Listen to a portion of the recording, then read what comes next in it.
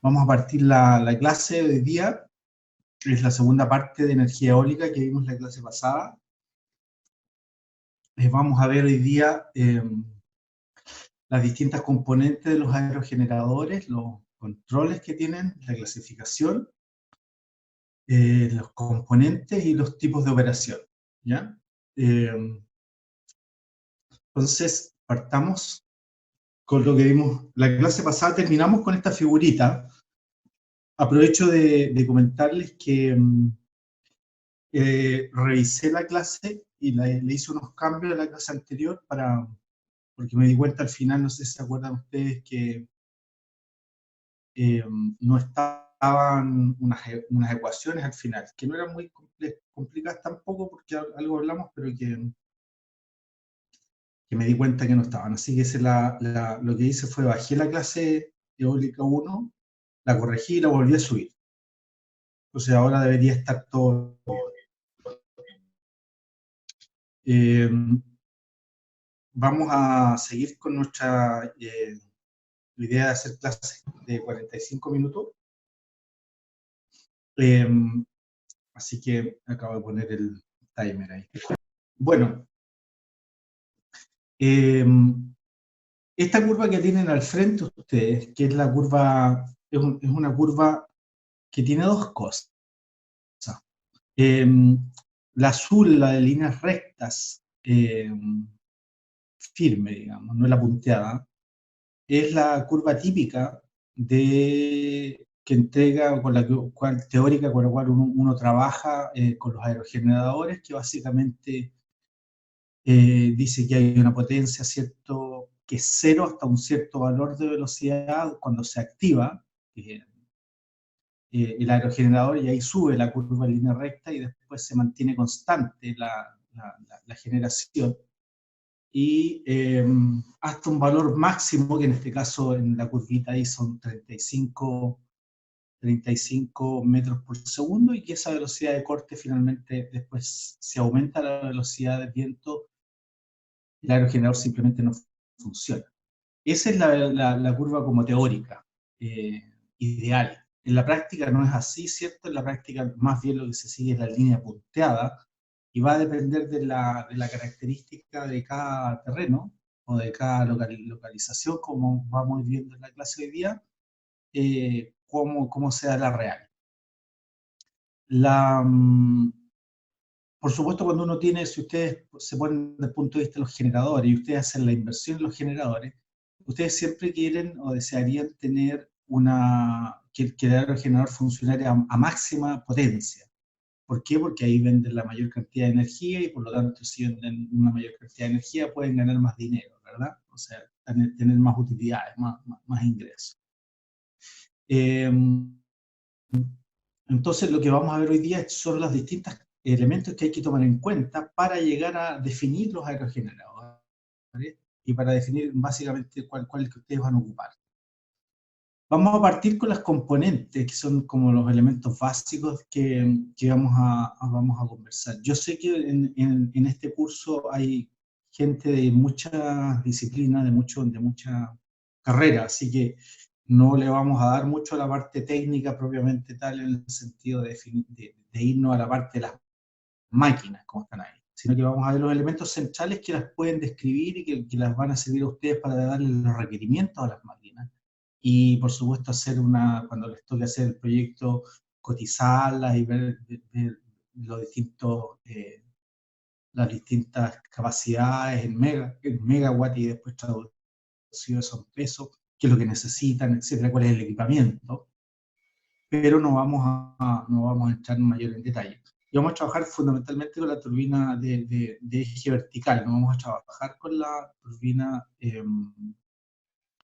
eje horizontal, a pesar de que es bien bonita. Entonces, acá tenemos en esta foto, ¿cierto? Está básicamente el rotor, que es la hélice, el sistema de la punta, la nariz, digamos. Y después viene un sistema, en azul, viene un sistema que está diseñado básicamente para cambiar la velocidad porque la velocidad de giro del aspa es de pocas revoluciones por minuto. De hecho, si ustedes se ponen a mirar un aerogenerador, se van a dar cuenta que la velocidad de giro es lenta. Pero los generadores eléctricos, como conversamos en clases anteriores, utilizan velocidades altas para generar energía eléctrica. Se requieren velocidades altas porque la frecuencia con la cual tienen que generar los generadores es la de 50 Hz. 50 Hz son 50 veces por segundo, 50 ciclos por segundo, ¿cierto? O sea, eso es muchísima, una frecuencia alta. Traducido a revoluciones por minuto, ¿cierto? Es una cantidad grande de revoluciones por minuto. Entonces, tiene que haber una caja de engranaje aquí, que es la caja azul, que cambia la velocidad del giro de las aspas a la velocidad que puede ocupar, ¿cierto? El elemento rojo que está acá. Entonces, vamos a ver con calma una primera visión así en términos generales, una visión de conjunto. Un aerogenerador o un generador eólico tiene una fundación, tiene una torre, ¿cierto? Típicamente de muchos metros, hoy en día estamos hablando de 80 a 100 metros. Después tiene una cabeza, ¿cierto? Que es la parte donde va una góndola, ¿cierto? Que es, por decirlo así, el cuerpo del aerogenerador, nacelle también se le llama. Las otras son las aspas que ya vimos y el rotor. Y finalmente está todo lo que es el equipo de generación, los equipos eléctricos, etcétera, que van dentro de la góndola. Entonces, desde el punto de vista de las fundaciones, bueno, aquí esto es básicamente los ingenieros civiles, ¿cierto? En obras civiles ellos se encargan de hacer esta pega, pero uno siempre tiene que tener, ¿cierto?, la precaución de que estamos en un país sísmico, o sea, hay que construir de cierta manera, la manera en que uno construye es distinto a dónde lo va a poner. Por ejemplo, si es en tierra firme o si es en el mar, ¿cierto? O en otro cuerpo de agua también puede ser. Pero básicamente es una fundación.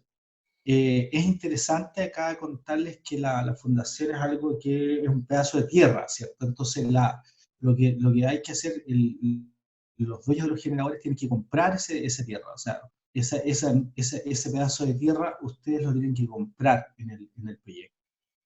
Van a tener que comprar uno más grande, ¿cierto? Como vimos, porque además tienen que ir otros equipos, pero básicamente es parte del proyecto, es un paño de tierra donde tiene que ir localizada la fundación. Es interesante también que la fundación, para hacerla, se requiere maquinaria especial, entonces, y el transporte de los elementos hacia ese lugar. Entonces, hay todo un tema que también tiene que ver con los caminos. A veces uno tiene una localización muy buena, pero llegar ahí es casi imposible desde el punto de vista del transporte, entonces no se pueden aprovechar ese tipo de localidades. Sin embargo, hay otras que son tal vez no tan buenas, pero que tienen un buen acceso, o que el camino para llegar ahí se puede hacer un camino con el cual se pueden transitar los elementos, que ya vamos a ver que son bastante grandes en un aerogenerador. Entonces están las torres, típicamente estamos hablando que ocupan el 20-30% del costo total del proyecto.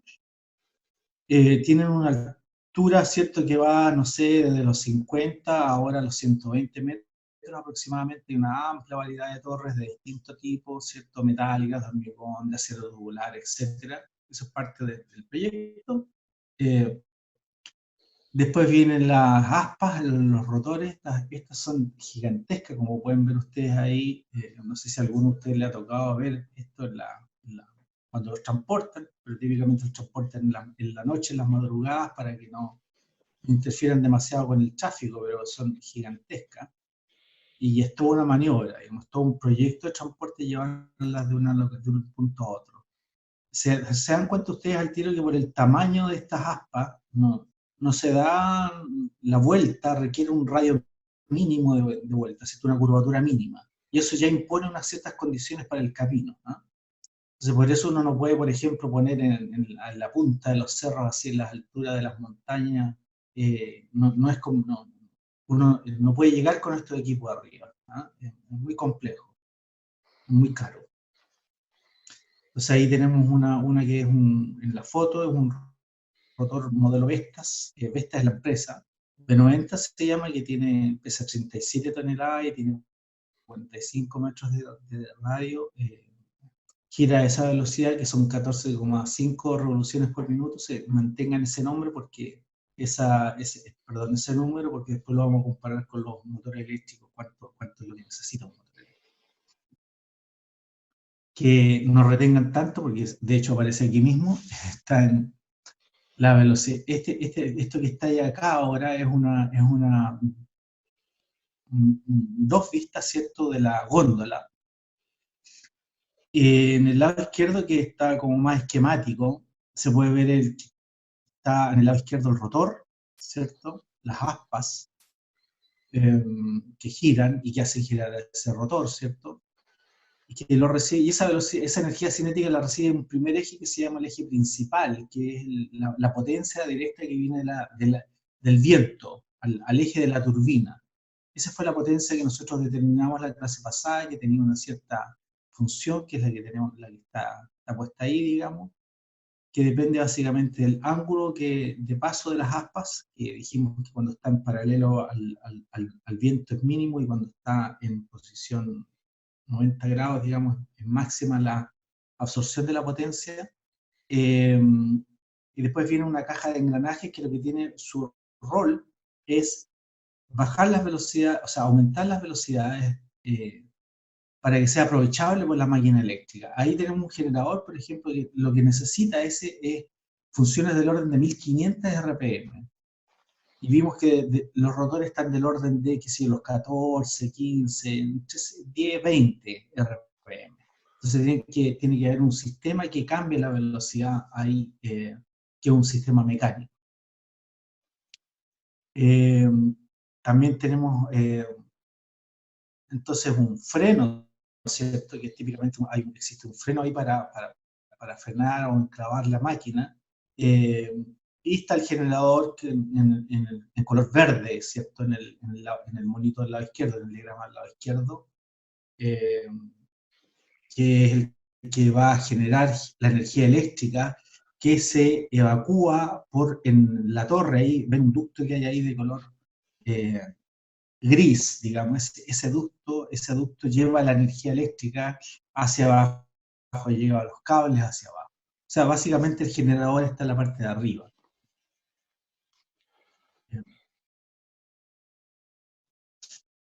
Las cajas de engranaje son esa que ustedes ven ahí.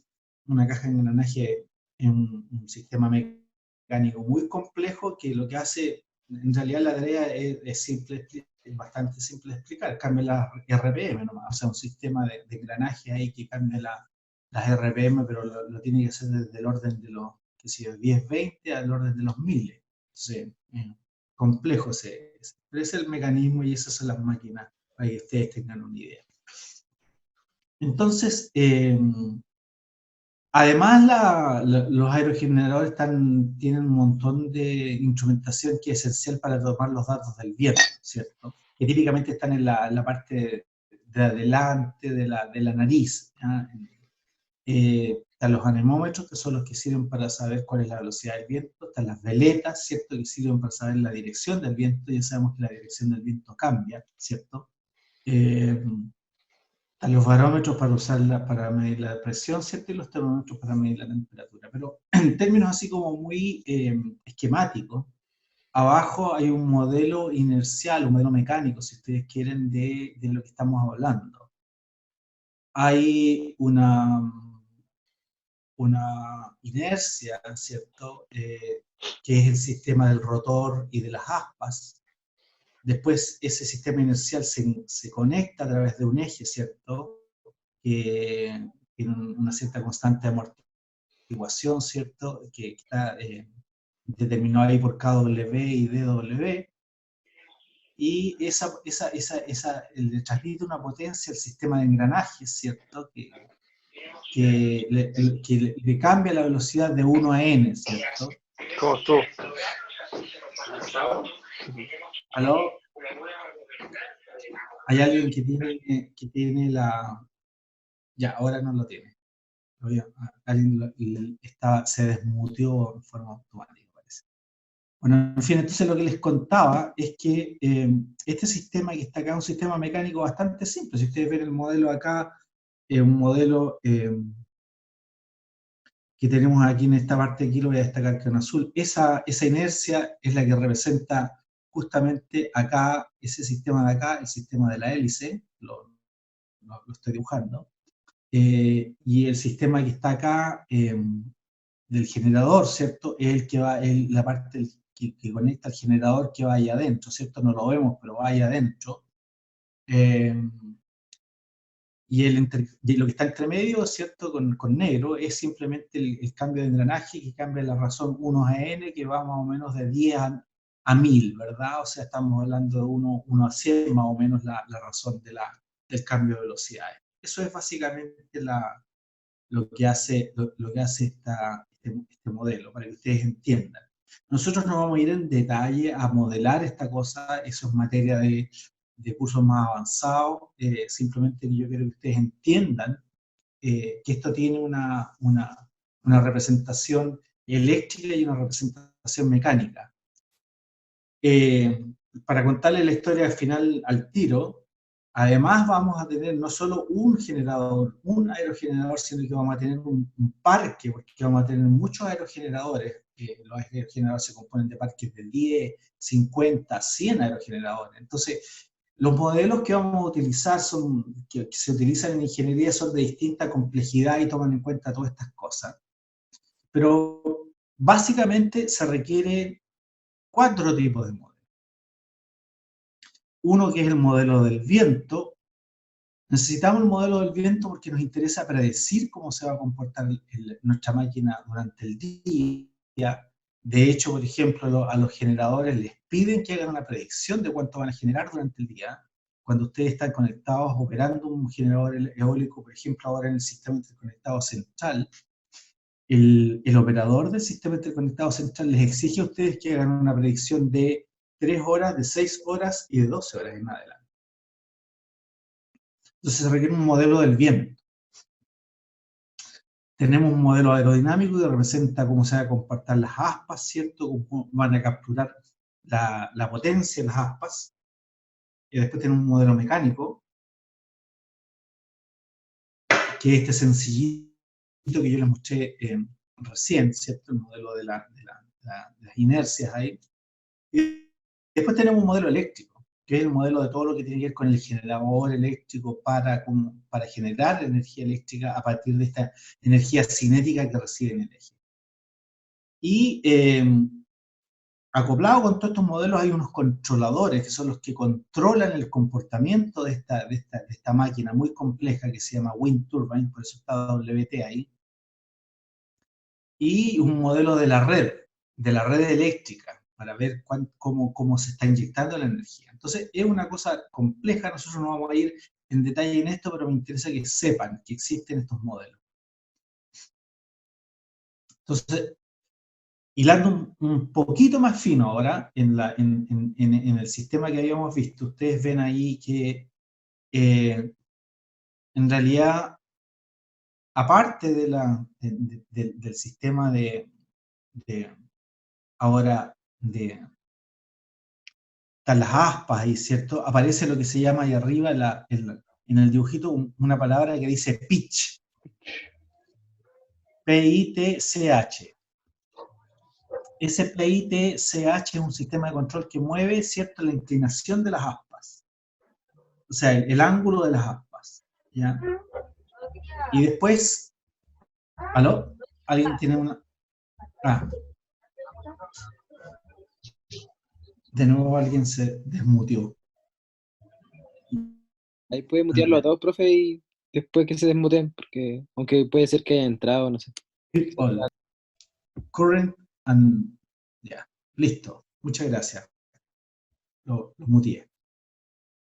Entonces les contaba que aquí, si miran con cuidado, por ejemplo, les decía yo que en esta zona de aquí, estoy destacando en azul, hay algo que se llama pitch, P-I-T-C-H, que es un tipo de control que mueve la inclinación, o sea, el ángulo del aspa. Acá también abajo hay otro control, se los voy a destacar también acá. Ese que está ahí es un control que mueve la posición, el ángulo de ataque del aspa. Porque a veces el viento sopla, por ejemplo, de norte a sur, pero a veces puede ir de norte a este, de norte a oeste, en fin, o de sur a oeste. Durante el día, ¿cierto? El viento cambia. Entonces, esto también tiene que ajustar el ángulo, ¿cierto? En que se enfrenta al viento. Entonces, estos dos son los principales controles que tiene todos los generadores eólicos y buscan aprovechar al máximo la energía del viento y a la vez reducir los esfuerzos mecánicos sobre la estructura metálica, por supuesto, y también desde el punto de vista eléctrico pretenden reducir lo que se llaman unas oscilaciones de potencia. Dale, Benja. Profesor, ¿cuál es la vida útil de un aerogenerador? Ay, mira, no sé, no, es difícil decirlo así como, típicamente esto se calculan con 30 años de vida útil en los proyectos, ¿ya?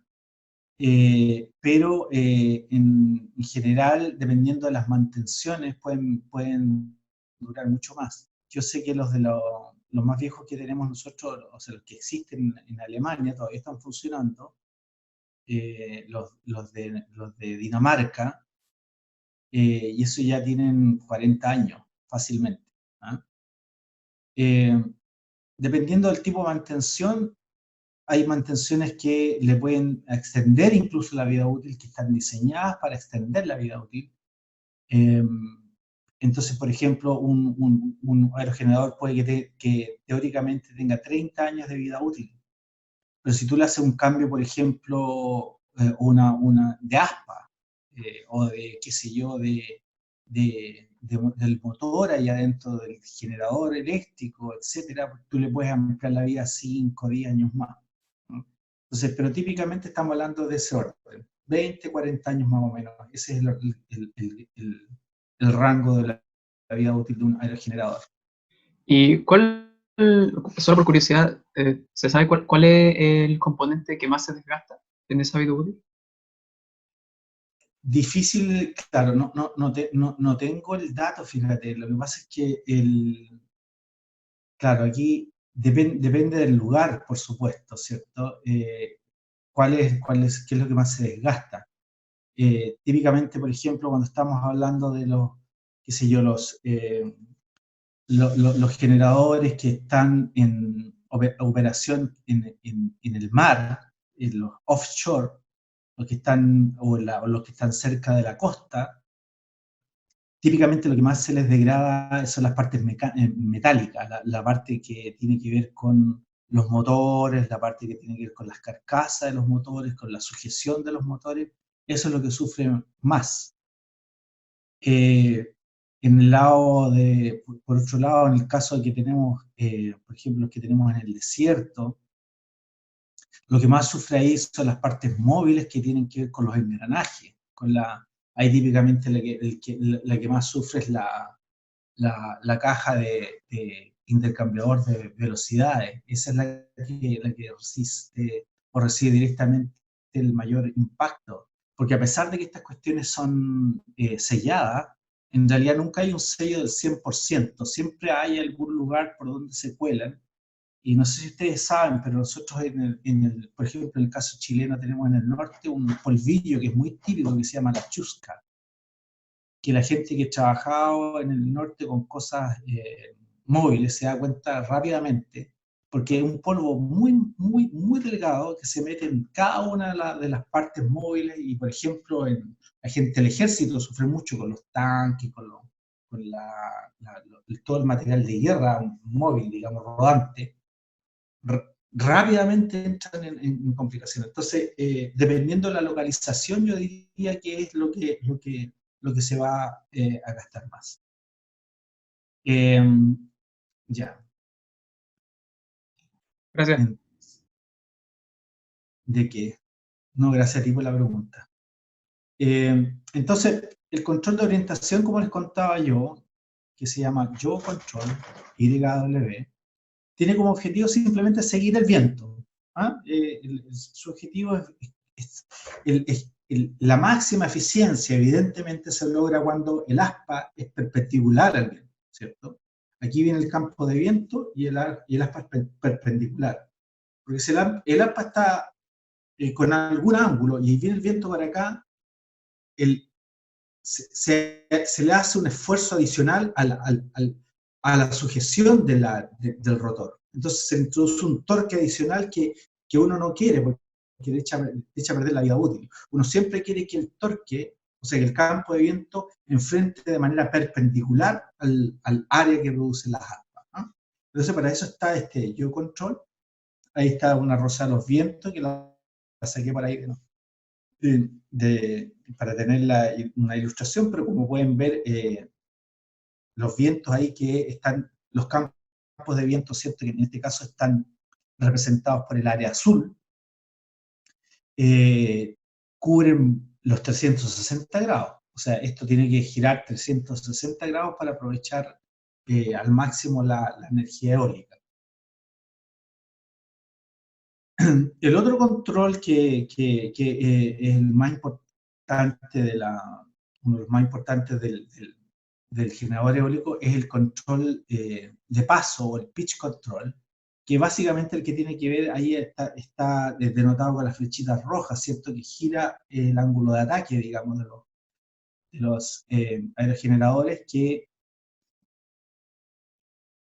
se representa por el ángulo beta en este factor C sub P, que es experimental, ¿cierto? Que a medida que beta, ¿cierto?, es cero, se adquiere la máxima potencia, pero cuando beta 5, 10, 15, 20, se empieza a bajar la potencia hasta beta 25 y así, hasta uno puede llegar y finalmente con un beta determinado, baja la velocidad casi a cero, o la potencia casi a cero, que es el caso de los 35 grados en muchos sistemas. Entonces, este controlador se ajusta con la velocidad del viento. Vamos a ver Profe, que... ¿Sí? entonces, este beta es con respecto, o es con respecto a la perpendicular del viento, o sea, la dirección del viento. Claro, mira, aquí viene el viento y aquí está voy a poner mi celular aquí como si fuera el aspa. Si el aspa está así, agarra la máxima potencia, pero si está así, es la mínima potencia.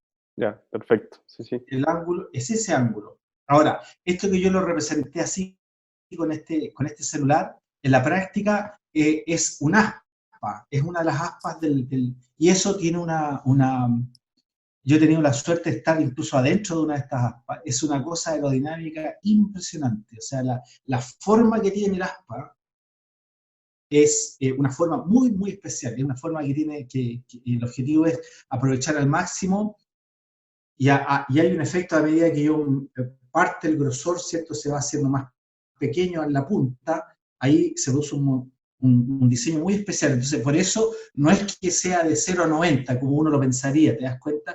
Sino que los ángulos van simplemente de 0 a 35. Con eso ya es suficiente para controlar toda la gama de potencia. No sé si me logro hacer entender, pero... Sí, sí, perfecto. Gracias. Ya. Profesor, ¿Sí? en este ramo se han hecho salida de terreno como para ver estas torres, cosas así, ¿o no? Sí, en el pasado se han hecho.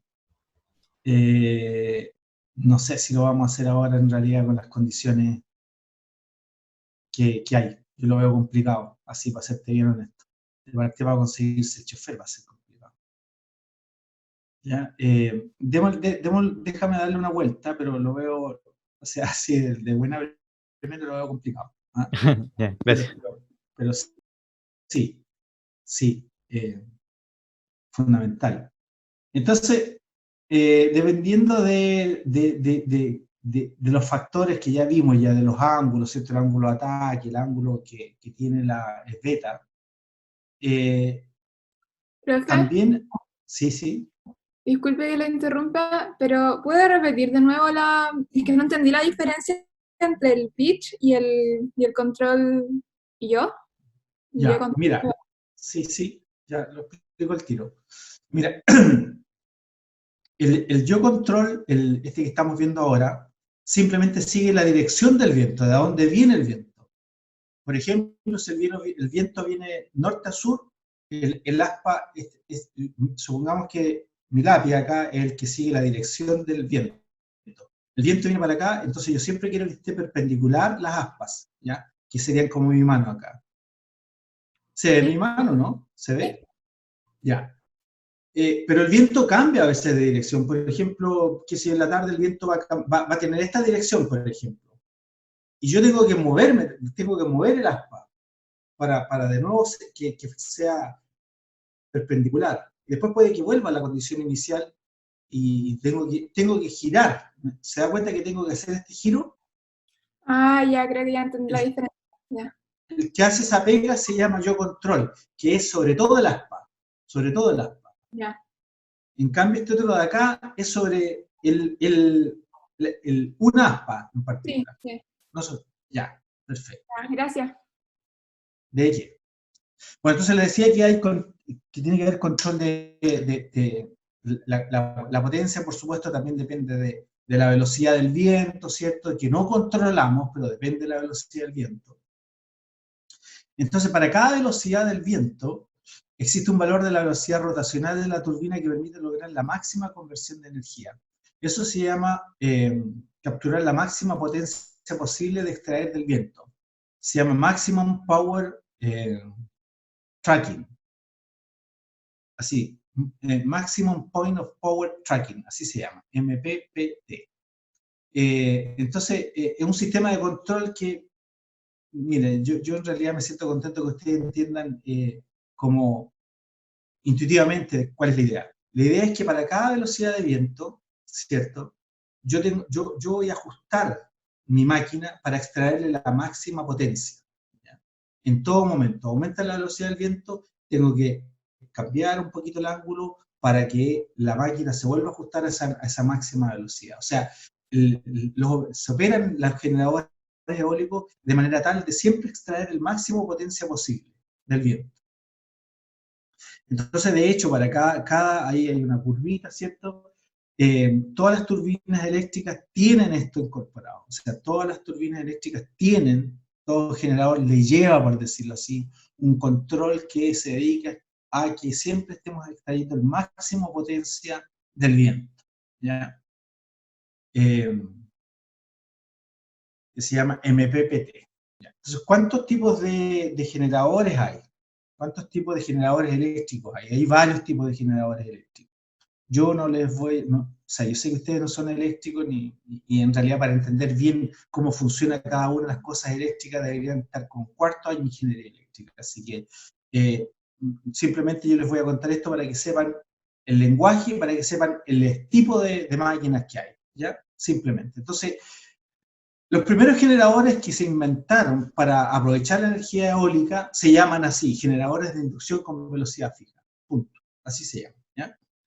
Y estos se conectaban directamente a la caja, al gearbox, que es la caja intercambiadora de velocidad, y tenían un partidor de velocidad suave que los conectaba con la red y necesitaban un banco condensador.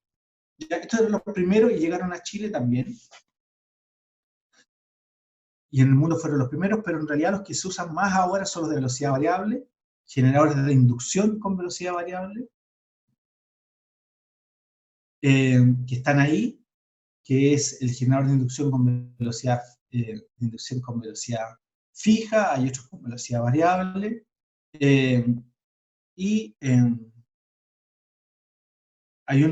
aquí está el generador de inducción con velocidad variable, que tiene también, está conectado a una caja de intercambiador de velocidad, le lleva también un set de electrónica de potencia para convertir la frecuencia.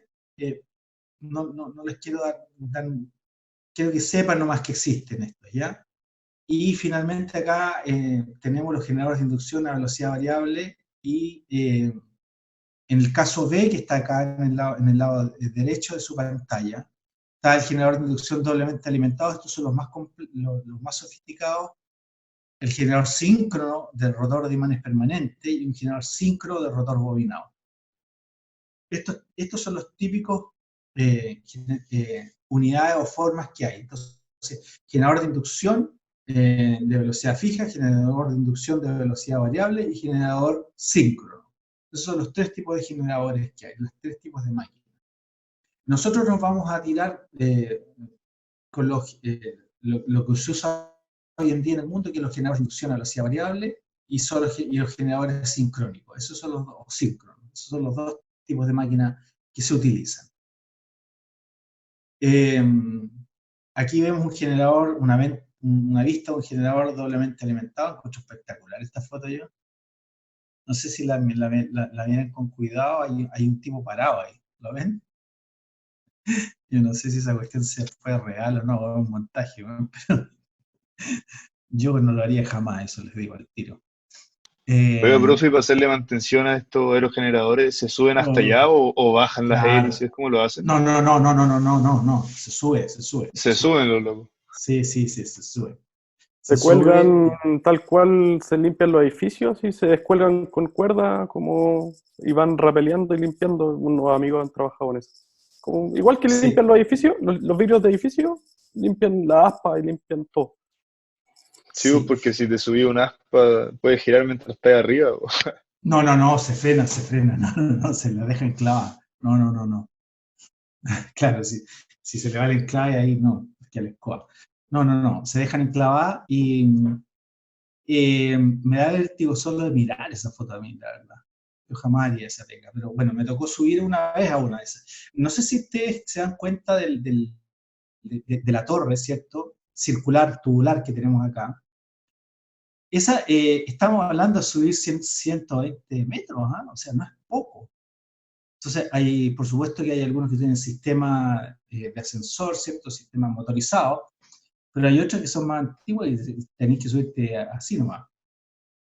Y ahí igual tienes que ir con un sistema, con un arnés de seguridad, porque igual si te cansáis y te soltáis, te puedes caer adentro también, adentro del tubo. O sea, no solo afuera, adentro también te puedes caer.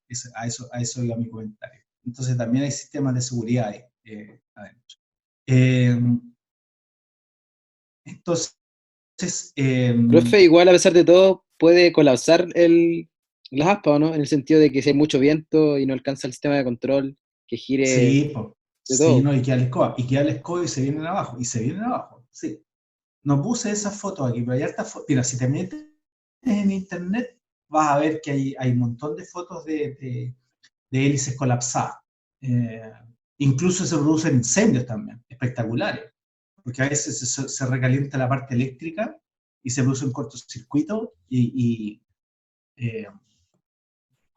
se incendian la góndola, la parte de la góndola. Bien, entonces, bueno, aquí hay un cuadro típicamente con los generadores, con los tipos de control y el tipo de turbina, y por supuesto los más simples son los más baratos, ya lo van a ver ustedes cuando les toque hacer el proyecto y escojan, y los más complejos y que tienen más control y más sofisticados y más eficientes son también más caros, ¿ya? Ese es básicamente, pero el tipo de turbina va de velocidad fija con un generador de inducción que tiene un tipo de control ahí y un banco de condensadores a uno de velocidad variable, generador sincrónico, que no tiene control de reactivo porque lo hace directamente con un mecanismo del convertidor de electrónica de potencia, ¿ya? Pero esto es básicamente las distintas tecnologías que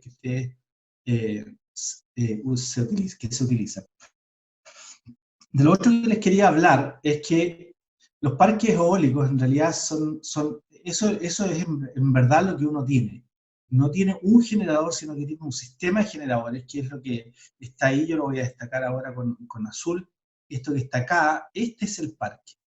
Generalmente ocupa muchas hectáreas y son muchas unidades. Entonces la idea es hacer que estas unidades funcionen de la mejor manera posible, y para eso ustedes van a tener que... ahí pusiste un colapso, bien, Dylan, muy bien. Lo que les decía, que en los aerogeneradores, un parque va a requerir una compensación reactiva, que son unos bancos de condensadores. Le lleva una casa de controles donde están controlados, y una subestación, que fue lo que yo les conté, que ahí hay un transformador. Y el PCC, que es el punto de conexión con la red, ¿ya? Entonces, un proyecto de un parque eólico le lleva parque eólico, la subestación, la compensación reactiva y la casa de control. Todo eso, y más las líneas, por supuesto, que son las que conectan los cables eléctricos que conectan todo esto, ¿ya?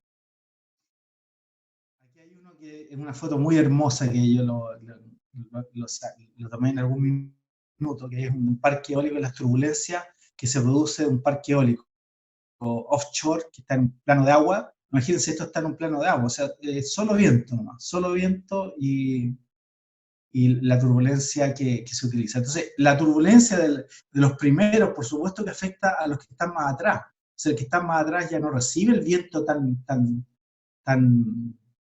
pristino, tan como el primero, sino que viene afectado por la primera capa. De hecho, esta turbulencia se llama efecto estela. Ahí hay una foto de un solo aerogenerador, ¿cierto?, que tiene el efecto de la estela, y que se le puso un elemento en el extremo del aspa de colorante, digamos, para que se viera más o menos cómo se afecta esto para atrás. Entonces, dado que un generador produce energía, ¿cierto?, a partir del viento, ¿cierto?, el de más atrás va a ver el viento, lo va a tener un poco afectado. Entonces, es una turbulencia, y hay que evitar eso. Entonces, agua abajo se toman ciertas precauciones, como una distancia mínima. Entonces, la distancia mínima se mide básicamente, aquí lo tienen ustedes, en función de la apertura o el diámetro del rotor. Dependiendo del diámetro del rotor, ¿cierto? Aquí están las condiciones típicamente. Después lo vamos a ver en detalle, pero aquí típicamente de 7 a 10 veces la distancia del diámetro del rotor tiene que haber el siguiente generador, ¿eh?, hacia atrás. ¿Para qué? Para que el efecto estela no impacte demasiado, no disminuya o afecte la eficiencia del siguiente generador, el siguiente aerogenerador. Entonces, visto desde arriba, entonces, esta es la manera en la cual se distribuyen los parques eólicos. Supongamos que el viento viene de arriba, se ponen en términos así como de piramidales, ¿cierto? Y como ustedes pueden ver ahí, hay dos distancias, A y B, ¿cierto? La distancia A es la distancia entre una fila, y B es la distancia en una columna. Entonces ahí están las típicas reglas para que ustedes diseñen su parque eólico.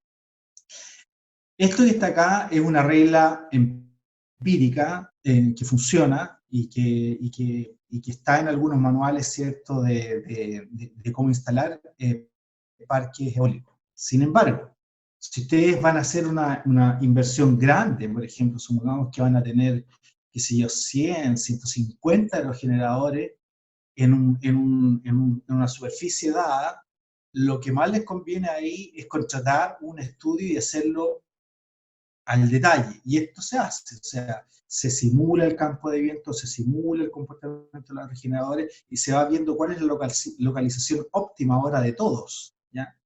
Ese es todo un proyecto, pero nosotros no lo vamos a considerar ahora, sino que simplemente ustedes sigan las reglas que hay acá y les va a ir bien, ¿ya? Profe, ¿sí? No me queda claro como el efecto que provoca sobre el viento, el paso a través de un generador con respecto al que viene atrás. ¿Es como una especie de sombra? ¿Como que le llega menos viento al final de eso? Sí, mira, lo vamos a ver aquí con este mismo dibujito. Yo te voy a destacar acá, mira, en esta parte de acá, que lo estoy dibujando ahora, esos aerogeneradores, que son los primeros, reciben, supongamos que estamos en el mar y todo eso, reciben el campo de viento totalmente perpendicular a las aspas, ¿cierto? Sí, perfecto. Entonces, cuando el aspa, tomemos una aspa, tomemos por ejemplo esta aspa que está aquí, esa aspa que está ahí. Cuando esa aspa que está ahí gira, mueve el viento. Evidentemente, el viento que atraviesa, al mover el aspa, el viento ya sale con una vueltecita. Tiene una componente, no tiene solo la componente frontal que viene, sino que se le agrega una componente producto de que el aspa se movió y al moverse el aspa desplaza cierta masa de aire por una componente tangencial. Y entonces cuando llega acá, ahora, a este generador, en esta zona de acá, el viento que viene allá ya no trae solo una componente de la dirección del viento dominante de arriba, sino que tiene una componente tangencial también. Y eso es lo que se busca minimizar. No sé si se entiende. Sí, perfecto. Profe, ¿Sí? ¿y la dirección del viento dominante se estudia, por ejemplo, en un año? ¿O cómo se ve eso? Claro, la dirección del viento dominante se estudia típicamente un año y si los asegurados le dirían a usted más de un año, o sea, porque de un año a otro año también puede cambiar, pero efectivamente ya con 12 meses uno tiene una visión más o menos de cuál es la dirección dominante del viento. Ya, perfecto, gracias. Lo que tienen que hacer es diseñar, ¿cierto?, en base a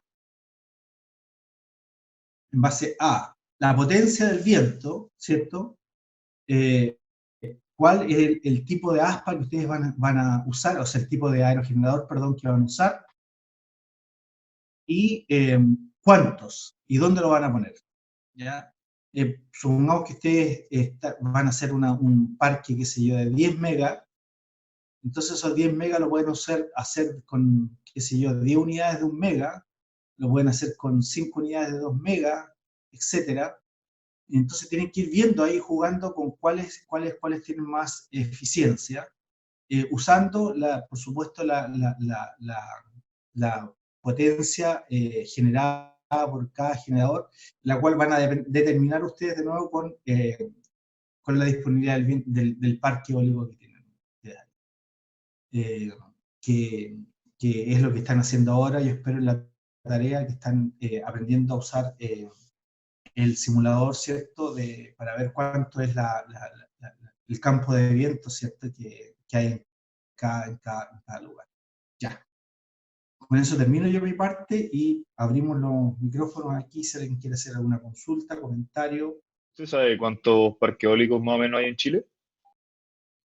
Uy, el número exacto no lo sé, pero claramente del orden más de 10. Claramente. No sé cuántos habrán ahora. La cifra exacta la puedes ver en la página del Coordinador Eléctrico Nacional. ¿Más consultas? Dale. Profe, ¿Sí? quizá la respuesta sea un poco prolongada, pero ¿cómo se controla la variabilidad del viento, o bueno, la variabilidad de energía que al final puede producir un aerogenerador para luego conectarlo a la red? Mira, una pregunta, o sea, la respuesta simple es que tú no controlas la variabilidad, ¿ya? O sea, la variabilidad es algo que es inherente a la generación eólica. La generación eólica para un determinado parque generador va a tener momentos en los cuales está generando a la potencia máxima y va a haber momentos en los cuales va a estar generando cero, porque no hay viento. Y tú no controlas eso. Por eso este tipo de generación se llama generación variable, porque no lo puedes controlar, ¿ya? Lo más que tú puedes controlar, y eso sí lo hacemos con los ángulos de ataque, etcétera, y con el yaw control, es que una vez que existe el recurso eólico, tú le sacas el máximo de potencia, eso sí, pero tú no puedes asegurar, y de hecho no lo es, y de hecho existe una medida que se llama factor de planta, que es muy importante. Qué bueno que me hace esa pregunta. El factor de planta es la potencia media generada partido por la potencia máxima generada. Y los factores de planta te dan una idea de la potencia máxima, por supuesto, es la potencia que yo diseñé, que sería aquí en este caso, para este generador que estamos viendo en pantalla, donde dice 1, que sería, por ejemplo, un generador, en este caso estamos viendo creo que es de 1,5 megas, el Vestas. Bueno, 1,5 megas sería. Pero la mayor parte del tiempo no estás generando 1,5. De hecho, los factores de planta del generador eólico están en el orden del 20%, 25% más o menos. O sea, la diferencia que hay entre la potencia media, que yo realmente le he sacado durante el día, y la potencia máxima es 20%, 21%. Evidentemente hay lugares que son mejores. Y nosotros tenemos esos lugares específicos. En el norte de Chile, por ejemplo, hay lugares que son espectaculares, que se ha llegado al 30%, más del 30% inclusive. Pero ese es el factor de planta. Y tú tienes que diseñar para que sea rentable con ese factor de planta. Porque lo único que tú haces cuando haces un generador eólico, tú lo que estás haciendo es construyes el sistema y después el viento no te factura a ti. A fin de mes no te llega una factura, así que hace la inversión una vez y de ahí aprovecha el viento hasta 40 años. Entonces está incluido dentro del proyecto. Es simplemente una característica del recurso. El recurso es así.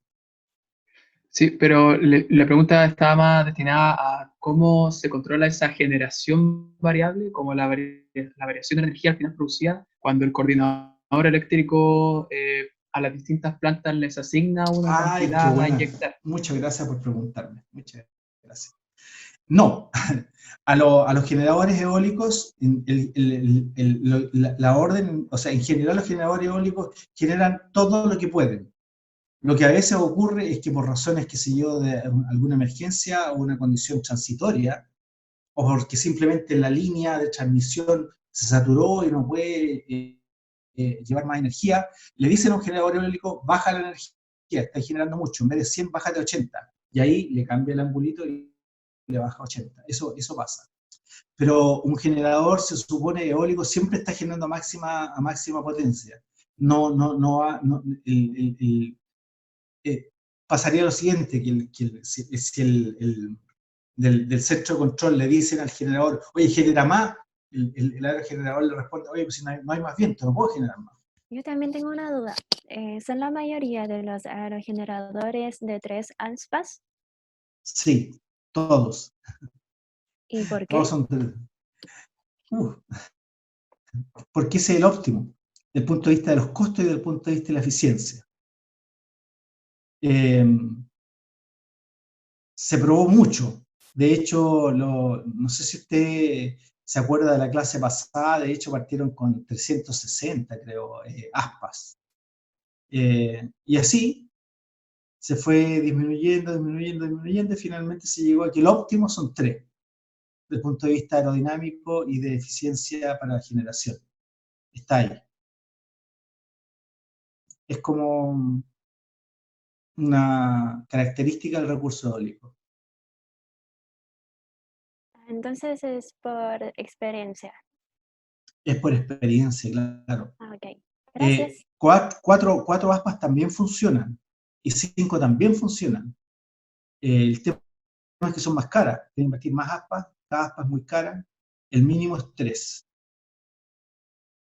De hecho, el mínimo absoluto es 1. Con una también debería funcionar, pero con una genera un torque totalmente asimétrico en el eje que le provocaría muchos problemas.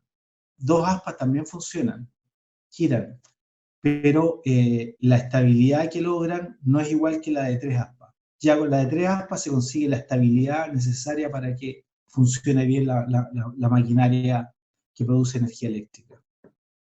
Es experimental. Ok, muchas gracias. ¿Alguna otra consulta? Sí. ¿Cómo se asegura que digamos, el generador eólico gire siempre en el mismo sentido? Es un diseño de las aspas. Las aspitas, si tú te das cuenta, tienen una vueltecita, están inclinadas con una vueltecita. No sé si, a ver si salía por ahí, aquí, no se ve muy bien ahí. En la foto parece que salía.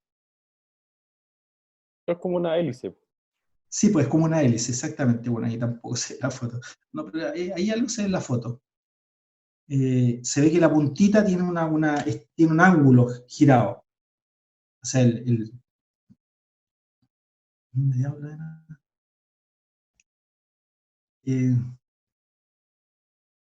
Sí, pero es el diseño, ¿ah? Es el diseño de la hélice, es por diseño. Sería una respuesta así como rápida. ¿Dónde está la foto? Y eso Ahí explicaría está, por qué siempre se busca que llegue o sea, porque el viento llegue por un sentido y no por el otro. Porque si fueran estáticas, eventualmente podrían girar para el otro lado. No, porque todo el sistema aguas abajo, todo el sistema, voy a usar aquí el lápiz, todo el sistema que está aquí, acá, en el cuerpo, de hecho voy a poner una línea mejor. En el cuerpo aquí, en este cuerpo, no, tampoco debe ser esa, en este cuerpo que está aquí, en ese cuerpo, acuérdate que ahí va un generador y va un intercambiador de velocidad. El generador tiene que girar siempre en un mismo sentido, porque en verdad la energía eléctrica se genera con 3 fases, A, B y C. Es un sistema trifásico, que fue algo conversamos en las primeras clases. Y ese sistema trifásico A, B y C tiene que ver con el sentido de giro. Si yo los hago girar al revés, ya no es A, B, C, sino que es CBA, una cosa así. Y ya la escoba los cables. No puede ser. Tiene que ser siempre con el mismo sentido sincrónico. O sea, un generador siempre gira en el mismo sentido. Quería preguntar si es que usted sabe como si es que son perjudiciales o no los parques eólicos en el mar para las especies que habitan ahí, para los peces, no sé. Mira, no hay estudios conclusivos. Yo escuché, o sea, vi una vez, y esto, de que el sonido alejaba a algunos cetáceos, ponte tú. ¿Ya? Pero no es una cosa, no es algo conclusivo, no.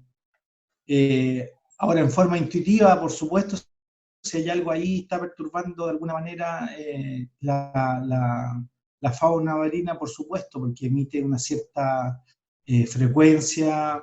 Si tú ves, por ejemplo, el mismo, aprovechándonos de esta misma figurita acá, en esta zona que está acá, en esta zona que está acá, en esa zona, cuando el aspa pasa cerca de la torre, se produce un ruido, ¿cierto? Que cada aspa lo produce con una cierta frecuencia, ¿cierto? Ese ruido está estudiado, ha estado estudiado y efectivamente es un ruido que es inevitable y que ahora el impacto sobre la fauna, yo no lo he escuchado, no he visto que haya estudios así como conclusivos que aleje la fauna, no lo he visto. Además hay que considerar que todos los parques eólicos en costa son súper nuevos. O sea, no tienen más allá de, qué sé yo, 10 años, 20 años. No, son súper jóvenes, como para tener estudios así como de efectos sobre especies marinas a gran escala. Ya, profe, gracias. Acá hay otra consulta del chat. Pregunta Benja. ¿A las aves podría afectarles sus rutas de migración la construcción de los parques eólicos o no? Claro, efectivamente podría. Entonces, por eso una de las cosas que hay que hacer es no ponerlo en las rutas de migración. Las rutas de migración de las aves, o sea, cuando las aves en general, cuando migran, cuando ya están en vuelo, por decirlo así, están a gran altura, así que ahí no las va a afectar porque van a muchos metros de altura, mucho más que 200, 300 metros de altura. Pero sí cuando llegan en los lugares donde anidan, de donde salen y donde llegan, no puedes poner aerogeneradores ahí, obviamente, porque eso los va a perturbar. Pero eso ya está estudiado. Entonces, una de las condiciones, de hecho, todos estos parques tienen que tener estudios ambientales antes de hacerse. Y uno de los temas es justamente el impacto sobre las migraciones de las aves o los lugares donde hay, qué sé yo, si hay un lugar de apareamiento de aves, no va a poner ahí un aerogenerador, obviamente. Eso. El impacto de los aerogeneradores sobre el medio ambiente es una cuestión que está como muy en boga y está recién... yo un estudio que vi decía que el impacto que tenían era mucho menor que el impacto de las torres de telecomunicaciones, por ejemplo, que morían al año más aves que se impactan en las torres de telecomunicaciones que en las torres de los aerogeneradores, por ejemplo.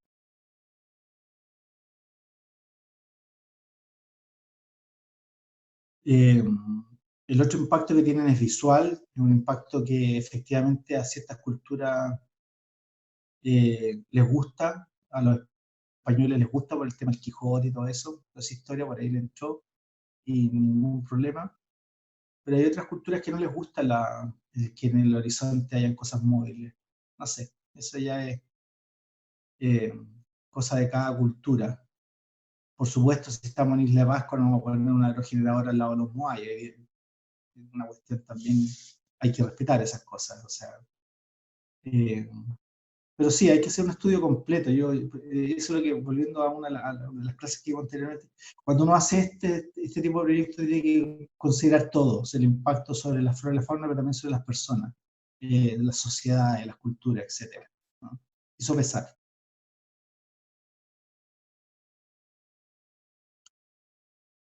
Ya, jóvenes, no los aburro más. Que tengan un día bonito y muchas gracias por haber estado acá. ¿ah? Que estén muy bien. Gracias. Profe, gracias. Chao, chao. Chao, gracias. Chao, gracias. Redirect my flow.